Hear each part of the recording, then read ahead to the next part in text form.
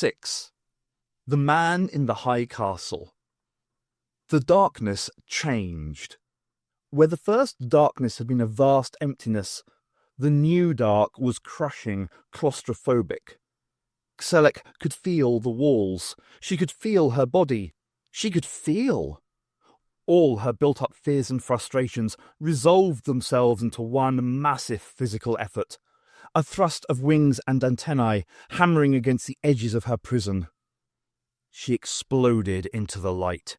Light, stark and artificial, but light all the same and pleasant to her eyes. It illuminated a bizarre room, unlike anything from the world Xelek had known. It was too angular, lacking the graceful soaring curves of the hive structure buildings. The low ceiling left barely enough room to hover. The floor was covered in objects of a wholly incomprehensible nature. Portable murals on stretched frames, grotesque models, boxes filled with 100 esoteric items. Many defied description. Xelek saw that she wasn't alone. A creature prowled on the edge of her senses, not one that had ever belonged to the mind. It was mammal. Xelek didn't share the squeamish apathy to these animals felt by so many in the hive, but this one here made her stomachs turn. It was one of the kind that stood upright on its hind legs. Xelek's friend Zara had kept a couple of pets, but this was twice the size and hairless, except for a clump of strands sprouting from its head. Xelek had never learned how to differentiate genders, but she instinctively felt that this one was a female. Its body was covered by interwoven, rigid cloaks. In contrast to Xelek's own cloaklessness, this mammal was clothed. Xelek had been abandoned alone in a terrible, unfamiliar environment. She understood nothing. Everything terrified her. In the heart of this insanity, she was presented with this sick caricature of normalcy. A mammal cloaked, mocking her. Disgusted, she hurled her full weight at the diminutive figure. Until now, the mammal had watched Xelek with repressed hostility. Under attack, she moved fast. She was smaller, more agile, better constructed for fighting than Xelek. She had the advantage of speed, but Xelek was stronger and obviously the more intelligent of the two. The mammal took the initiative, slamming her body against Xelek's brittle shell. Dull pain echoed through her body, an irritant rather than a real blow. The mammal thrashed wildly against Xelek's hide. Pointless. Naked she was, but her body was naturally armoured. She took the offensive, digging her antennae into the mammal's skin and clothes, seizing its head between her jaws. Crush the skull, twist the head off, squeeze. The mammal, sensing imminent death, began to beat at Xelek wildly. Flailing punches, stupid blows. Xelek didn't care. Squeeze and squeeze and squeeze and... Suddenly, there were 100 limbs descending towards her. 100 fists merged into one blow, striking her left eye. 1,000,000 optic nerves shrieked. Pain coursed through her head. She howled in agony, released her grip on the mammal's head, hurling the creature across the room like a toy. The mammal's body smashed into a pile of boxes on the far side of the room. Then she lay still. The pain seared the left limb side of her face. Her vision had become blurred, chaotic fragments. Instinctively, she began to stretch her wings, to fly away, escape into the hive roof, before realizing how useless it would be in this cupboard. She wanted to leave, run away somewhere where the pain would die. The darkness was before her. Xelek embraced it. Then there was no pain. Ace scrambled back to her feet and her senses. Her ribs were tender and bruised. There was a blood taste on her lips, but there was nothing broken. That was luck, she realized, with a hint of self-loathing. The insect might have been slow, and Ace was the one packing the brains and human ingenuity, but it had been a big bastard, armoured like a tank, vicious with it. Given enough time, it could have taken her apart. She'd been lucky hitting the eye, wounding it. It was crawling back into the cabinet, retreating to its hole. Satisfied it was completely inside, Ace leapt forward, slamming herself against the doors, trapping it. There was no pressure on the doors, no resistance from inside. Not now, but that didn't mean it wouldn't get hungry again. She wanted to avoid another fight if she could help it. No point in getting her head torn off for nothing, so she cast round the room for something to jam the cabinet shut. Questions formed in her mind, irritating questions without simple answers. Where had the insect come from? It was too bloody big to fit inside comfortably. Maybe the cabinet was at the wrong end of a transmat gate? Maybe it was dimensionally transcendental. Where did it fit with the other weird shit? There had to be a link. Somewhere. A voice broke into her train of thought. Smooth, resonant, disdainful. Perhaps it's the burglar season, Cranley. We seem to be suffering from a plague of them. Maybe we should set traps. It came from the doorway. Careful to keep her back pressed against the cabinet, Ace craned forward to see the newcomer. A tall man in a dinner jacket, with a grotesque blank for a face. It was grinning perversely, but the eyes behind the mask were glaring with contempt. Behind him, a second man, casually dressed, casually attractive. He too stared at Ace, without the obvious disgust of his masked colleague, without any emotion whatsoever. His body was hunched and twisting, as if he was forcing himself to seem small. "Come away from the wardrobe. Keep your arms by your sides," the masked man ordered, not bothering to look at her, as if she wasn't at all important. She disliked his manner immediately and shook her head in defiance. "I'm warning you," he continued, bored. "My friend is a dangerous psychotic who could rend you limb from limb at the slightest provocation." Ace's eyes flicked automatically to the second man, who smiled meekly, avoiding eye contact. "What planet you from?" she growled at the mask. "Move away," the mask repeated, slowly. "You're in charge here," Ace continued, in a low, dangerous voice. "You're behind all this. You know exactly what's going on, don't you?" The mask said nothing. "People who wear masks," Ace continued, her temper slipping into her voice, "have something to hide." Still nothing. "I know what's in this box," she yelled. "We know everything you're up to. Me and the doctor, we're going to sort you out." "The doctor?" the voice asked lightly, mask cocked to an angle so that he was looking directly at her. Ace bit her lip, realizing what she had given away. "That was the man in the corridor," mumblings from the dangerous psycho. "That was his name. His name, that was his. Name his, that was. What was his name, that? Wayne Nat Hoss." "So what's in the box?" The mask's tones were smooth and goading, calling her bluff. She could deal with that. "Insect." Ace tried to sound nonchalant. "Don't think I haven't seen it. Freak. Monster. Bit like you." The mask said nothing for a while. "Original, but hardly plausible," he said, finally moving towards her. Ace slipped into a defensive posture, glaring aggressively. "Don't," she warned. "Come," he wasn't listening. "Any," still coming. "Closer!" She smashed a fist into his stomach. The mask reeled, not as much as Ace hoped. She had misjudged an arm smashed across her face, a knee embedded itself in her stomach. She bent double, collapsing to the floor in agony, nose bleeding. It hurt. The masked man was quick. He had lashed out with a force that came hand in hand with pleasure. Under normal circumstances, Ace would leap up and castrate him with her bare hands. Normal circumstances didn't involve giant insects trying to unscrew her head. She didn't want another fight now. She'd lose, for one thing. So she lay still, waiting for the pain to subside. "Let's see the monster, shall we?" The mask flung open the cabinet's doors with a flourish. The cabinet was empty. What a shocking waste of space. The doors slammed. The blank non-features of the mask swam into view, leering down at Ace. "Get up." Ace made an act of standing up, glaring at her attacker. It was the only resistance she felt able to put up. That and a contemptuous dismissal spat through clenched teeth. "I was wrong. You're not in charge. You're a hired thug."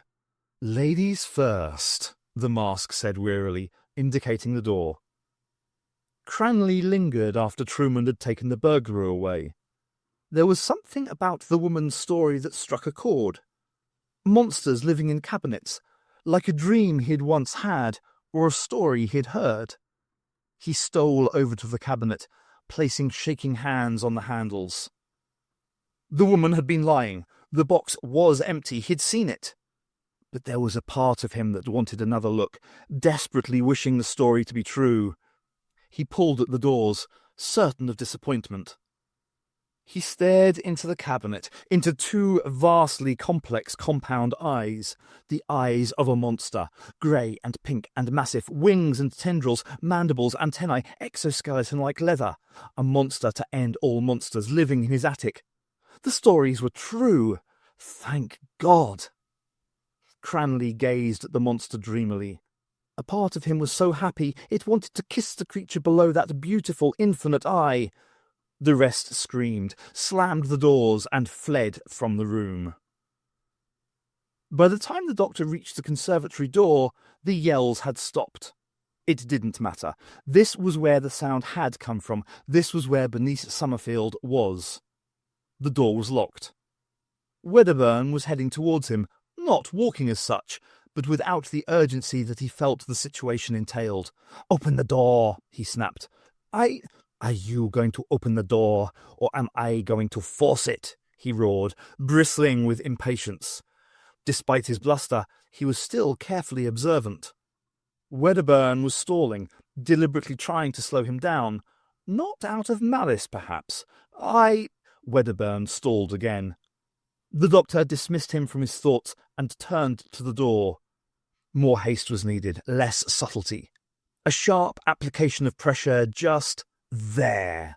He kicked the door to one side of the lock. Wood cracked, splintered, and gave way. The door swung open with a modest creak, and the doctor flung himself into the room. The air of the conservatory was heavy with the scent of chlorophyll, the light suffused green.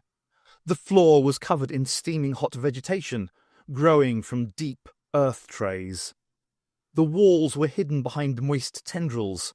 The conservatory was sweltering. Wedderburn wasn't sparing his heating bill.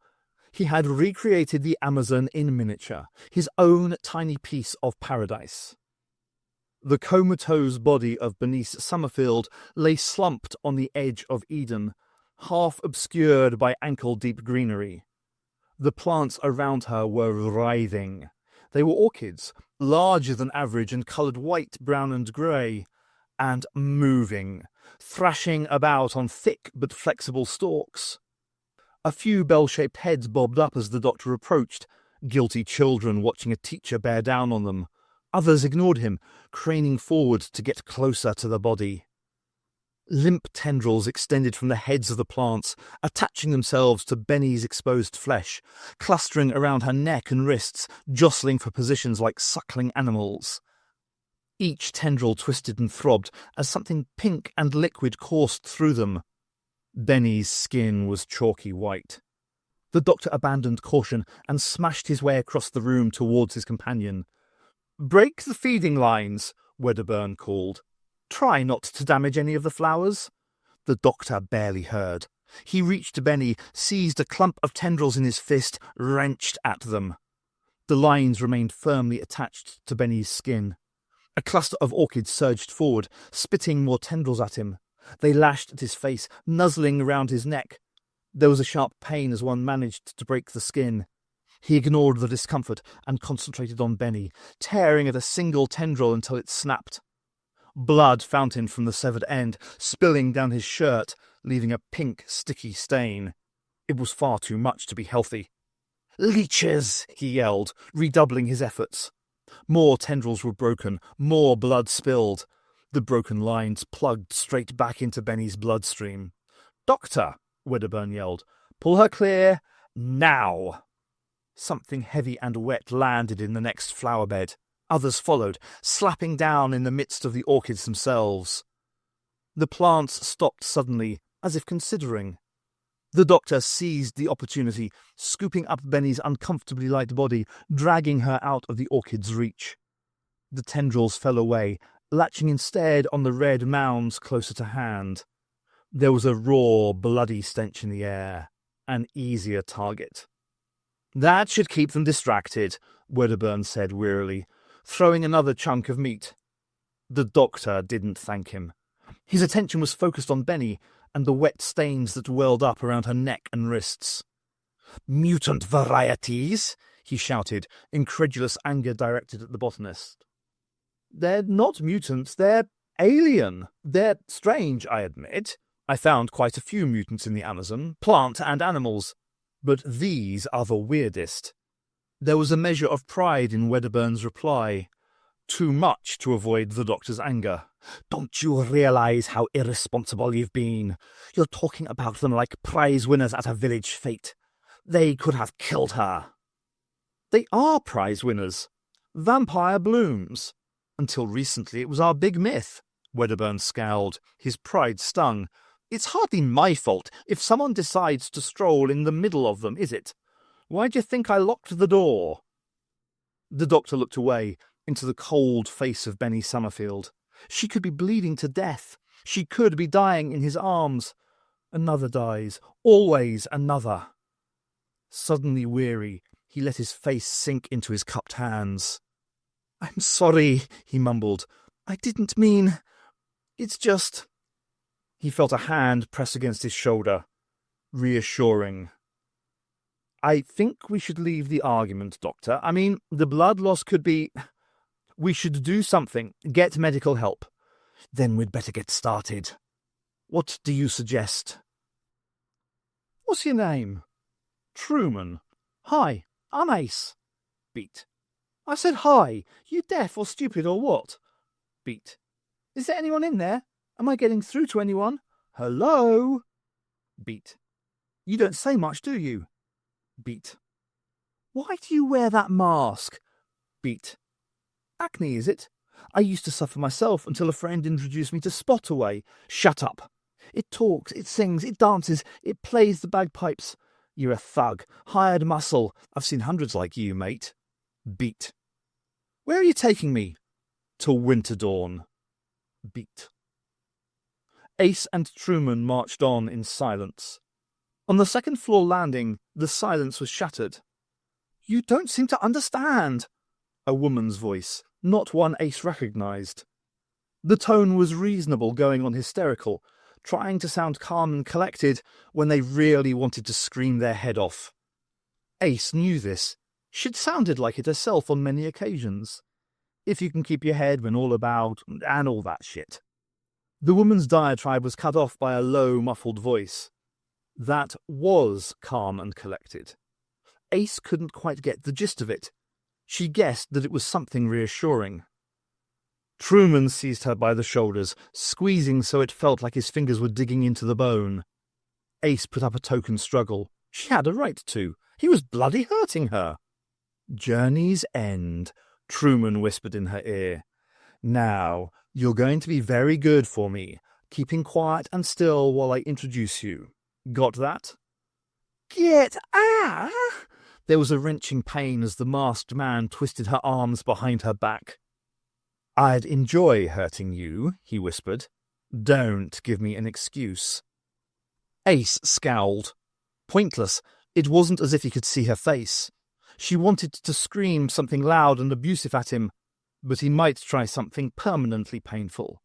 Not that she couldn't take it, but at the moment it would be useless.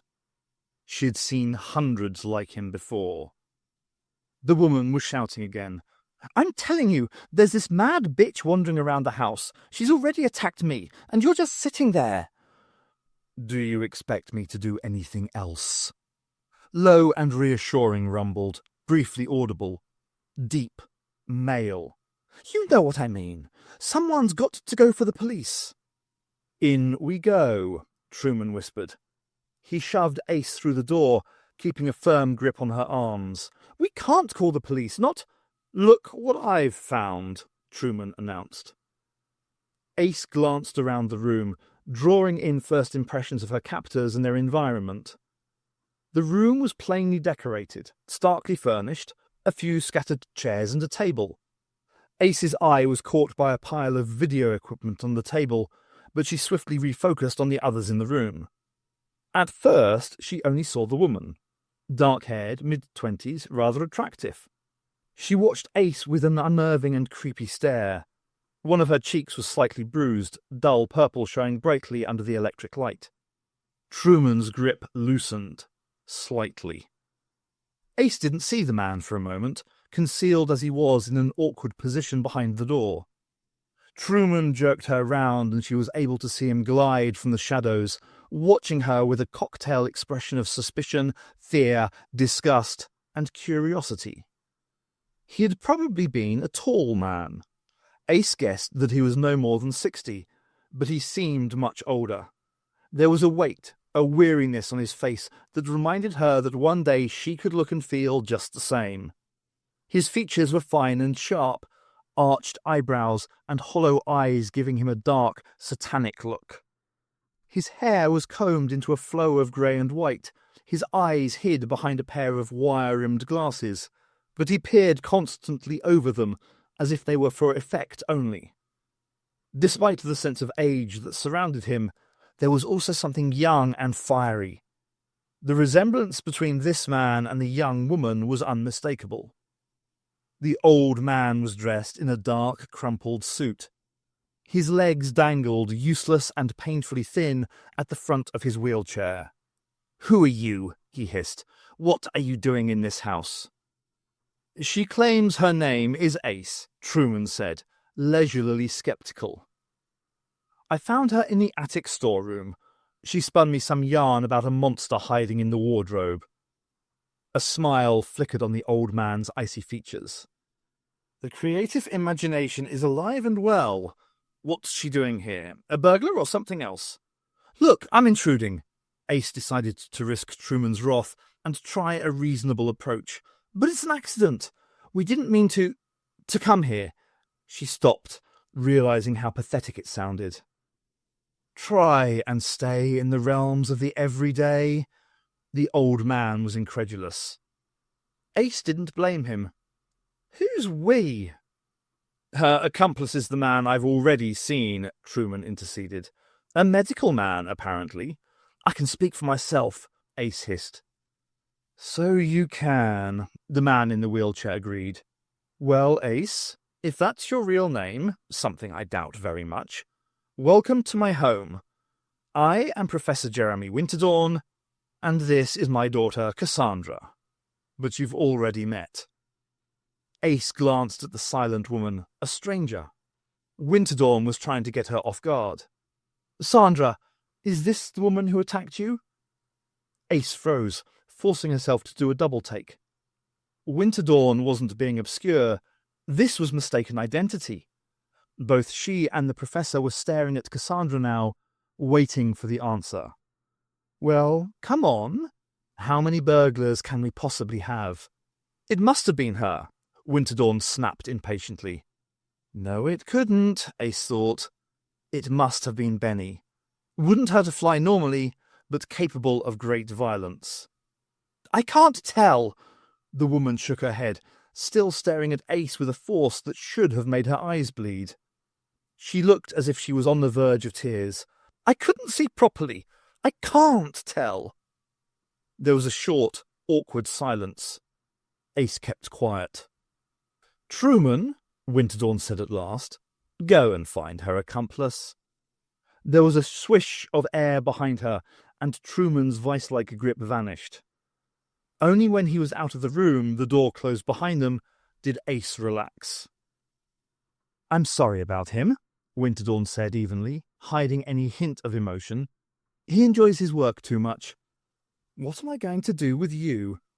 "Call the police," Cassandra said, so quietly that Ace barely heard her. "My daughter has a problem with her sight," Winterdawn continued, in the same even tones as before. They were too reasonable, Ace realized, too deliberate. 5 years ago, pieces of a car managed to lodge themselves in her optic nerves. She's had surgery, of course, but the results are patchy. Her sight comes and goes. What sort of human being are you? Winterdawn dropped the blandness and exploded, his anger directed solely at Ace. How could you attack a blind woman? I didn't, Ace began, but she was cut short by Winterdawn. What am I going to do with you? He growled again, calmer, but more threatening than before. There was hate in his eyes, and something else, something potentially dangerous. They scared her. Wedderburn was beginning to doubt the authenticity of this doctor character. His sudden appearance, the questions he asked, his ignorance of details he should have known inside out. He hadn't even mentioned his proper name. He was, Wedderburn considered, a little too good to be true. Wedderburn had suppressed his doubts at first, too consumed by guilt to pay them much attention. He had, after all, almost been responsible for this woman's death. Once things calmed down, the doubts resurfaced. Who was this woman? How did the doctor know her? What was she doing in the conservatory? He'd helped the doctor carry her to Sandra's bedroom. It was close and convenient, and there was a medical kit stowed away under Sandra's bed, the first place Wedderburn thought of. The doctor immediately began to rummage through the white tin box, rooting out bandages, cotton wool, plasters, clotting pads, anything to staunch the bleeding. His concern for the woman was obvious and genuine, Wedderburn realized, but in all other things, he was a liar. He'd incriminated himself, asked who Sandra was. A black mark against him. Everyone on Kitely's team had heard of Sandra. Jeremy loved talking about her. It was inconceivable that the doctor could be genuine and not know the name. Another one of the team? Wedderburn asked, as they gathered round the unconscious woman, working on her wounds with the plasters. He adopted a simple, honest smile, and the doctor had nodded automatically. Getting younger, aren't they? Mind you, Kitely was only 23 when she started browbeating people with that paper on temporal logic. More, the doctor looked up sharply. Be quiet, please. From then they worked in silence. Laid out on Sandra's bed, Bernice Summerfield resembled a cold stone effigy. Fake or not, Wedderburn didn't want her death on his conscience, and he threw himself into the task of helping the doctor stem the bleeding. It wasn't, he discovered, as bad as they had first feared. Thank God. The moment this was done, he'd get away, find Winterdawn, get the truth. It all depends now, the doctor said, squatting wearily on the end of the bed, not caring to meet Wedderburn's gaze, on how much blood she lost in the first place. She'll live, Wedderburn told him, with conviction. The plants are used by the local tribes in ritual bloodletting. Most survive. According to their legends, the valley is blessed by the gods. Blessed or cursed? It's entered their culture. The doctor considered this information carefully.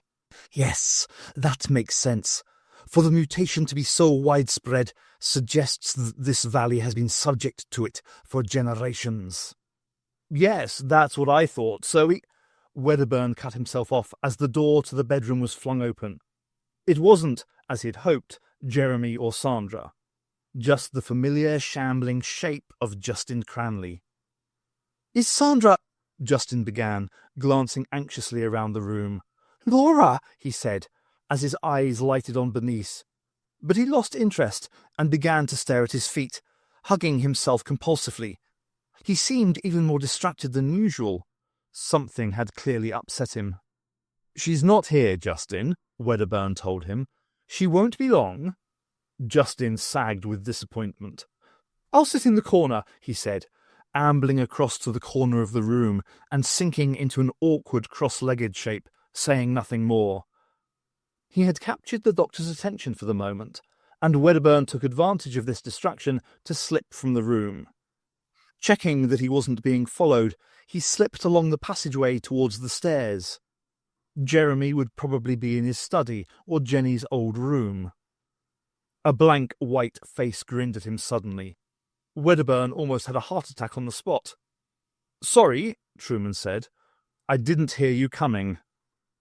Wedderburn pressed a hand to his chest. Truman grinned. "You haven't seen a man. Short dark hair, white suit?" he asked. Professor Winterdorn's getting anxious about him. "Oh, the doctor," Wedderburn replied, smiling expansively. "He's in Sandra's room." "Are you going to call the police?" Ace asked drably, without any hint of aggression. There was no point in aggravating the situation. Still, she was hoping to provoke some reaction. Winterdorn was upset by the attack on his daughter. It seemed at odds with his earlier refusal to contact the authorities. No, maybe he had something to hide. Not tonight. Something tonight, something that could be cleared away by the morning. "I didn't attack your daughter," Ace underlined her words with conviction. "Believe me." "How can I believe you?" Winterdorn snapped. "Give me one good reason." That was the problem. There wasn't a good reason. There was only her word, and, since she'd already been collared as a burglar, that would carry no weight. She switched her stare to Cassandra, offering a silent appeal for help to the woman. She didn't acknowledge it. "I can't," Ace said, pained. "I say, we lock her in one of the cellar rooms," Cassandra said. "We can keep her there until you see fit to call the police." "You could let me go," Ace suggested. That was a stupid mistake. She realized that the moment she'd opened her mouth. Winterdorn wasn't laughing. "When Harry gets back, he can take her." "I could—" Sandra began. Winterdorn interrupted with a curt, "No." "I'm not incapable." "She might kill you this time." Ace had killed more than a few people in her time, but only people who deserved it, or non-people like Daleks. Being described as a potential murderer was something she found almost offensive. "I'm prepared this time," Sandra continued coolly. The stalemate was broken by the arrival of another man whom Ace didn't recognize. Tall, sunburnt, the same age as Winterdorn, but athletic compared to the hunched shape in the wheelchair. 20 years ago, Ace might have found him attractive. "Jeremy, I need—" The newcomer checked himself, noticing Ace. "More, this is Ace. She's a mugger." Winterdorn introduced her without enthusiasm. "Ace?" The old man smiled at her. "1/4 part of the hand of fate, right?" Ace managed a Truman-like grin.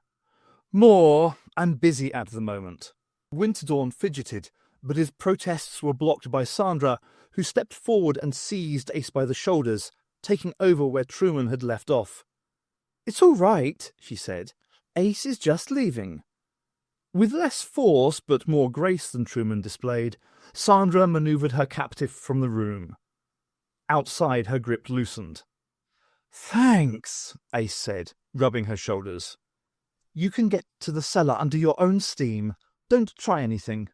"I won't. Believe me." "I do." "You know I didn't attack you?" Ace asked, hoping for a positive answer. "I've no proof you didn't, but I don't think you did," Sandra told her. Positive enough. It would be easy to give her the slip, but it wouldn't be right. It would be proof of her guilt, wouldn't it? Not that she was keen on the prospect of being cooped up in a cell for the best part of the night. Not enough action. "I hope Truman didn't hurt you too much." Sandra made small talk. "He gets a bit carried away. Most of the time he's gentle, sweet." "Are we talking about the same Truman?" Ace asked, slipping into sarcasm overdrive. "Tall bloke, wears a mask, smiles a lot, psychotic tendencies. Very sweet, very gentle. Well, I'm looking at it from my perspective. He'd chew his arms off to get into bed with me." "And has he?" "Not yet, but it's only a matter of time." "Why does he wear that mask?" "He's scarred. He had an accident about 3 years ago. Screwed up his face, his life, everything. I don't know the details." "Maybe I've been a bit—" Sandra tugged on her shoulder, pulling her into the darkness of the stairwell. She had a silencing finger raised to her lips, another pointing down the stairs to the landing below. A dark shape was moving there. It looked like a woman. It moved like a hunter, like so many killers Ace had known. She knew instinctively that this woman was bad news. The hunter slid open the door on the landing and slipped inside. The door closed, and Ace felt safe to breathe again. "That's her," Sandra whispered with certainty and conviction. "She's the one who attacked me. I recognize her. Do you think we should go after her?" "Not a good idea," Ace said simply, out of a sense of self-preservation. "It was definitely her." "Definitely, positively, absolutely not you," Sandra whispered. "So who the hell are you, anyway?"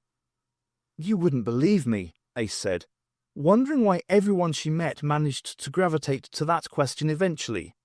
It had ruined several good relationships in the past. "I'm broad-minded. Try me." "You'd have to see it to believe it." "Show me," Sandra hissed insistently, clinging to the question more tenaciously than anyone Ace had known, leech-like. Ace looked at her and made a decision. "Okay."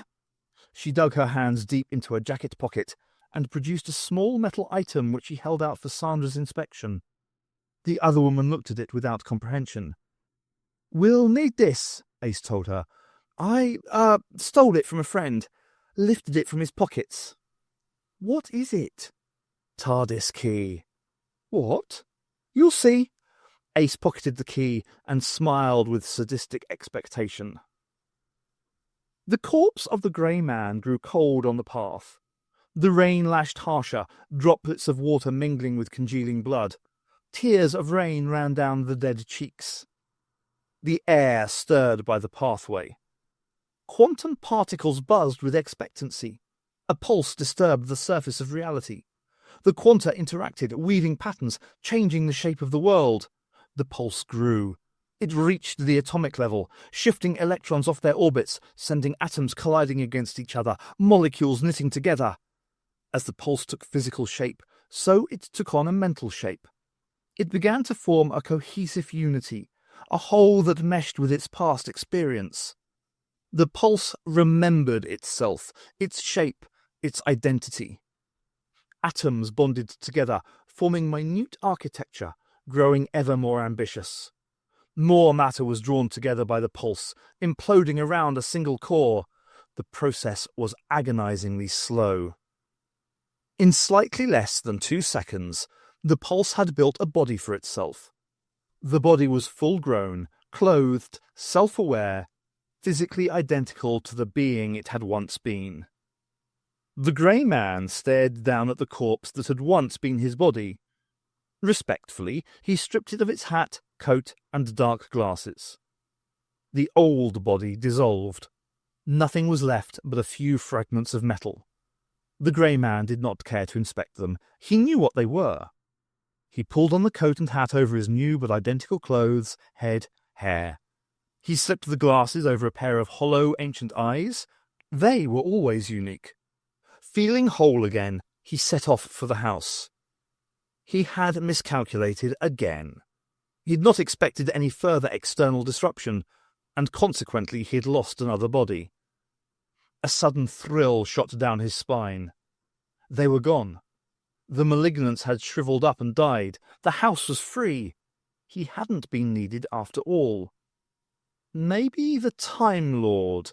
No, that was too easy. The forces had moved on. They must have gained some mobility, maybe even physicality. This was disturbingly predictable. Each time he approached the house, he carried a set of assumptions that were immediately cut away from beneath him. If they weren't in the house, where were they? The grey man cast round, locating the distortions. Shapes moved through the grounds in the twilight. Human shapes, with the aura he had already encountered. Hoping they hadn't seen him, he crouched down behind a bush and listened for their approach. There were 2, speaking in human voices, human language, English. They sounded young but adult. 1 male, 1 female, cultured tones. "They're devious sods and scientists, men of reason, for all that means." "Nice garden. Possibly. Green fly? In November. The women are a bit dangerous. Individually. Not as a cohesive group. Lovely shrubbery. Pink. 2 borderline psychotics, a cripple, and an irresponsible freeloader who claims to be an archaeology professor. Our sort of people. Uh-huh. Lovely statue. Let's vandalize it. There was a static buzz, the air filled with the stench of molten metal. I think we should kill some plants. I wouldn't. You might disturb that god hiding behind that bush. Perhaps you're right. I say we go sit on the hill, soak up some atmosphere, and wait for the end of the world. What say you? As you will, so mote it be. That's what I like to hear. I love this language. So many consonants, so many syllables. There was a rustling as the creatures forced their way through the hedge. Then nothing. Certain they were gone, the grey man emerged from hiding. He had registered everything the couple said, but understood little. Nor did he know how much of it could be taken on face value. They had known he was listening. Perhaps that was inevitable. He'd have to wait and watch events unfold. Perhaps that was inevitable. He felt impotent. The statue stood before him, changed. It was melting. Michael's arms were moulding into Lucifer's back. Michael's wings dripped onto the ground. Lucifer's face stretched, welling tear-like towards the ground. The rain sizzled against it, turning instantly to steam. The grey man stared at the mess, wondering why he felt sad. He wondered what had happened to Rose's brother. On the hill, creatures were waiting for Armageddon. He was afraid their wait might not be long. A scientist, Winterdawn was saying. His eyes narrowed with concentration, his brow furrowed. Is that what he said? Yes, I don't know if it's true, Wedderburn replied, anxious to return to the point. Look, is he genuine or isn't he? No, Winterdawn replied, sinking back in his chair and humming thoughtfully between words. No, I know the present research team, and besides, Claire would tell me if she was sending someone up. Maybe it slipped her mind.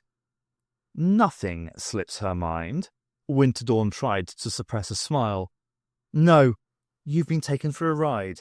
I say we go and find him before he gets away. No point. Truman's already gone for him.